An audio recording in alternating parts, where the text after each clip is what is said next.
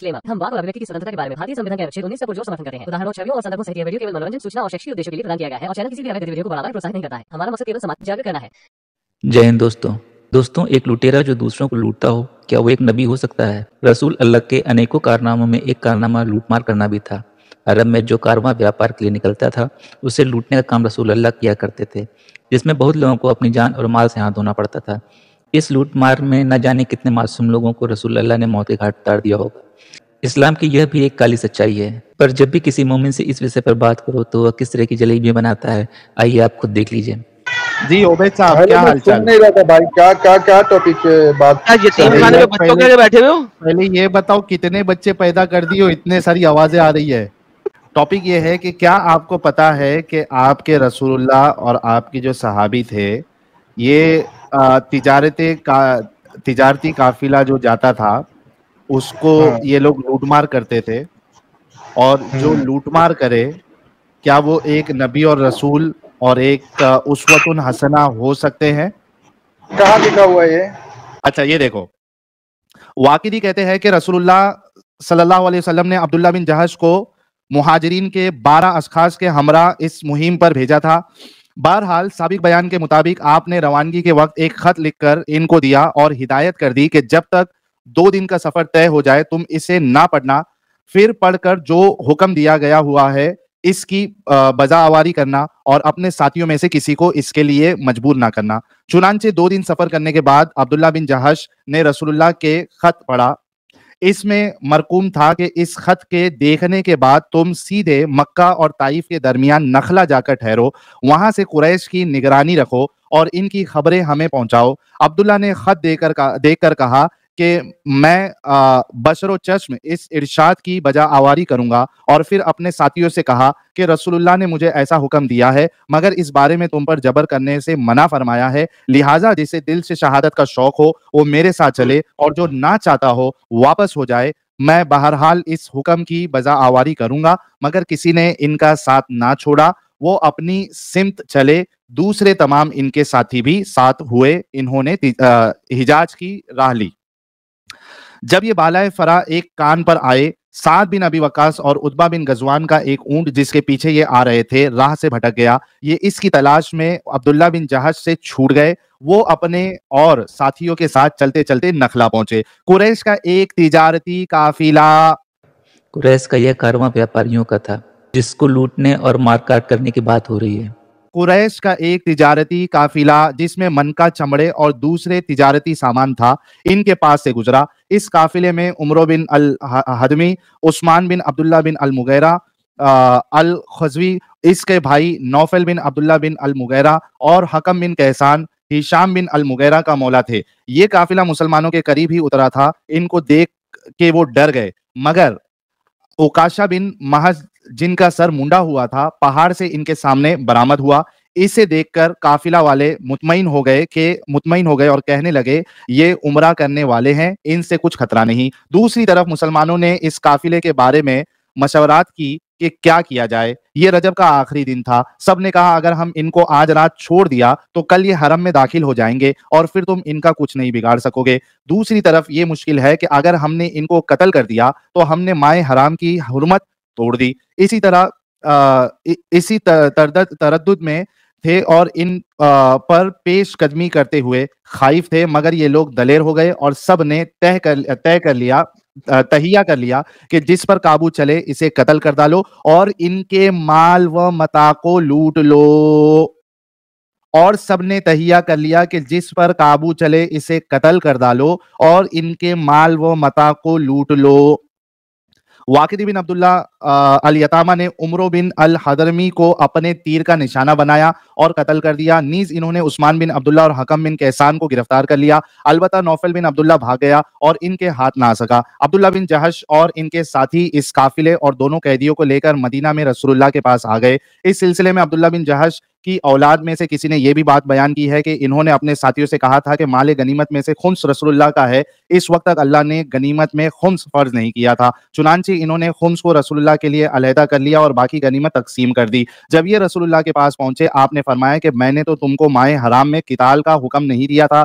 आपने काफिला और कैदियों को वहीं रोक दिया और इसमें से किसी हिस्से को भी कबूल ना फरमाया। आपके इस इरशाद से इन लोगों के हाथ के टोटे उड़ गए और वो समझे कि मारे गए। दूसरे मुसलमानों ने भी इनको इस हरकत पर मलामत की और कहा कि तुम वो कर गुजरे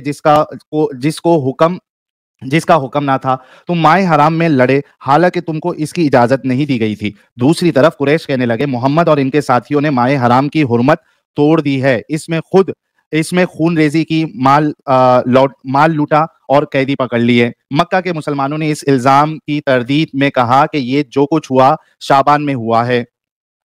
जब इस वाक़े के मुतालिक ज्यादा चैमोगियां होने लगी, अल्लाह अज़्ज़ा व जल ने यह आयत रसूलुल्लाह पर नाजिल फरमाई, यसअलूनका अनिश शहरिल हराम, यानी सूरह बकरा की आयत नंबर 2, सूरह बकरा सूरह नंबर 2 आयत नंबर 217। रसूलुल्लाह ने काफिला एक मिनट, जब अल्लाह ने इस मामले के मुतालिक ये वही नाजिल फरमा दी और इस तरह वो खौफ जो मुसलमानों को इस लाहक हो गया था जाता रहा। रसूलुल्लाह ने काफिला और दोनों कैदियों को अपने कब्जे में ले लिया। कुरैश ने एक वफद के जरिए आपसे उस्मान बिन अब्दुल्ला और हकम बिन कैसान को फिदिया देकर रिहाई की दरख्वास्त की। आपने इनसे फरमाया कि जब तक हमारे आदमी साद बिन अबी वकास और उतबा बिन गजवान बाखैरियत यहाँ ना आ जाए, हम फिदिया कबूल नहीं करते, क्योंकि हमें अंदेशा है कि कहीं तुमने इनको कत्ल ना कर दिया हो। अगर ऐसा हुआ तो फिर इनके एवज में हम तुम्हारे आदमियों को कत्ल करेंगे। मगर फिर वो दोनों आ गए और रसूलुल्लाह ने फिदिया लेकर इन दोनों कैदियों को रिहा कर दिया। मेरे भाई, अभी तुमने इतनी मेहनत करवाई, अब मैंने तुमको हवाला दे दिया जहां पे बिल्कुल साबित हुआ कि रसूलुल्लाह ने उन सहाबियों को भेजा, उन्होंने तिजारती काफिला लूटा। पहले रसूलुल्लाह ने उनको गलत ठहराया, मुसलमानों ने उनको गलत ठहराया। आपका अल्लाह आसमान से वही नाजिल किया कि ऐसे काफिले लूटने में कोई प्रॉब्लम नहीं है, और फिर रसूलुल्लाह ने भी वो लूट के माल से उन्होंने अपना हिस्सा भी लिया और कैदियों को फिदिया देकर फिर छोड़ दिया। मेरे प्यारे भाई, आप बताइए क्या कहना है। दोस्तों, सच्चाई को छुपाने के लिए अब देखिए ये मोमिन किस तरह की जलेबियां बनाता है। और वो किसास के ऊपर आए थे क्योंकि उनका किसास था। कोई बात क्या किसास था? किस चीज का किसास था? मुझे समझ लगी है क्या कह रहा है। कोई बात ये देख इसके बाद बदर की हुई, उसके बाद मोहम्मद ने एक और काम किया। अब मैं इंग्लिश ट्रांसलेशन। अरे लेकिन किसास किसका किसास? साहिल गेम खत्म करते हैं ना यार, मुझे पता नहीं, इसके साथ मैं नहीं बात कर सकता इतनी लंबी, मुझे पता है ना इतना बड़ा 2 नंबर है, आप करते रहना लंबा, मैं छोटी सी एक चीज से आगे जा रहा हूँ। अच्छा, इसके बाद मोहम्मद ने किबला बदला, ठीक है। इसके बाद then apostle heard that Abu Sufyan bin Harb was coming from Syria. अब अबू सुफियान को बुलाया गया था सीरिया से कि ये जो गेम डाली थी मोहम्मद के साथियों ने और अल्लाह ने आयत दी थी। With a large caravan of Qureshi containing their money and मर्चेंडाइजेस accompanied by some 30 or 40 of their men, whom were Makaram bin Flana and Tamkana, Muhammad bin Muslim bin Zuhri, and etc. Our Abbas, one of them, told me some of the story that the account is collected. I have drawn up the story from the Badr. They have said when the apostle learned about Abu Sufyan coming from Syria, he summoned Muslims and said, "This is the Quraishi caravan containing their property. Go out to attack it. Perhaps Allah will give you the prey." Thank you so very much. अब क्या है? मोहम्मद के clear लफ्ज नजर आए? जंग पूरा किसास का ही नाम है। किसास जंग होता है, किसास तो जंग नहीं होता है। अरे लूट मारे मेरे भाई, लूट मारे सब कुछ होता है जंग में। जंग में किसास होता है, बगैर किसास के नहीं होता है। रसूलुल्लाह सल्लल्लाहु अलैहि वसल्लम ने क्या कहा है जंग के बारे में? पहले बात सुनो, जिहाद 4 हैं। एक तो तूने ये कह दिया कि जंग में लूटमार भी करते हैं। मुझे ये बता कि जो कुरैशी लोग जो काफिला लेके जा रहे थे, क्या वो लोग जंग लड़ने आए थे? वो नहीं करना चाहिए था जब वो लोग एक तिजारत के मामले से आए थे, मगर जब तुमने कर दिया तो भी कोई तुम्हारे लिए तो लूटमार करने में कोई प्रॉब्लम नहीं। जंग कौन कर रहा था? रसूलुल्लाह के साथ जंग कर कौन रहा था? ये जो लूटमार किया रसूलुल्लाह ने। अरे जंग जो है रसूलुल्लाह के साथ में अहले मक्का वालों ने किया था। कहाँ किया? इस वजह से। कहाँ किया बताओ? कहाँ किया? हवाला दो। जो पहली जंग हुई, जंगे बदर, वो कहाँ से हुई है? मक्का वालों ने किया था कि नहीं? 1000 लश्कर के साथ लेकर। होती के खुर ये बदर से पहले है, मोहम्मद उनके काफिले लूट के फिर हुआ है बदर पे। एक मिनट अबे तो वही तो था ना, जंग से पहले गधे की बच्चे। जो तू बदर की बात कर रहा है, ये बदर, ये जो लूटमार है इसके बाद बदर हुई है। मैंने सवाल किया, तूने कहा कि जंग कर रहे थे। तो सुनना, जंग बदर बाद में उन लोग ने किया ना, सुनना मेरी बात। किसने किया? तो उन्होंने पाबंदी आयद किया हुआ था ना। किसने? जंग की कोशिश कर रहे थे ना। तो जंग में गनीमत है, गनीमत। एक मिनट नहीं, आगे नहीं, कौन कर रहा था कोशिश? मक्का, अहले मक्का, उसका सबूत पेश करो। अहले हाँ, मक्का जंग बदर किया ना उन्होंने। नहीं मेरे भाई, जंग की कोशिश मक्का वाले कर रहे थे रसूलुल्लाह के ऊपर जब रसूलुल्लाह मदीना में थे। इसका प्रूफ दो। अरे जंग के बाद, अभी इस्लाम कबूल कर लूंगा। अरे तो जंग बदर हुई कि नहीं? इस्लाम कबूल कर। अभी जंग बदर उसके बाद उन्होंने किया कि नहीं? 1000 लश्करों के साथ मदीना के ऊपर हमला।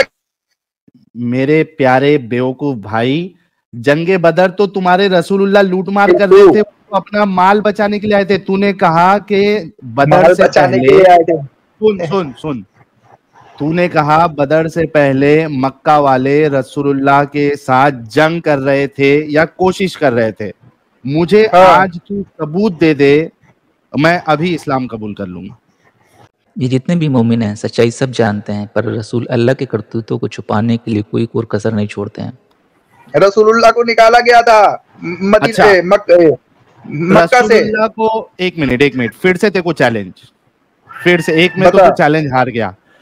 रसूलुल्लाह को मक्का से निकाला गया था या रसूलुल्लाह मक्का से खुद निकले थे?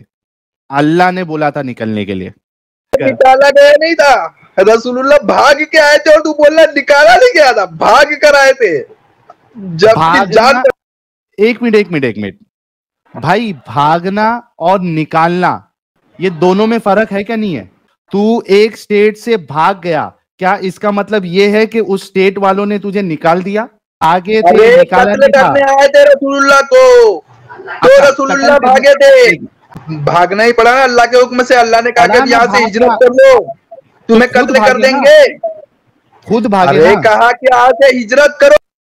खुद भागे ना रे मेरे भाई, खुद भागे ना। अबे तो भागे तो कत्ल करेंगे। तो समझ, चिल्ला, दिमाग की कान फाड़ रहा है, दिमाग की ढाई कर रहा है।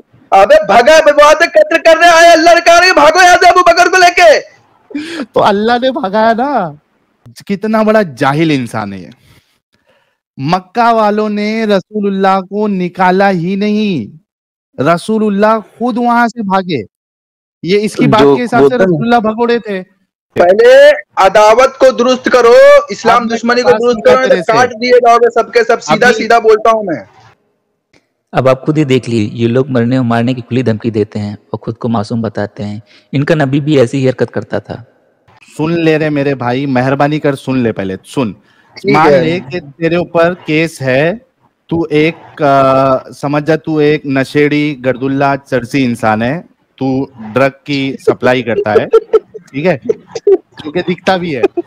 वो पुलिस ने तेरे ऊपर सजा नाफिज की कि भाई ये जहां मिले इसको पकड़ के खत्म कर दो, ठीक है।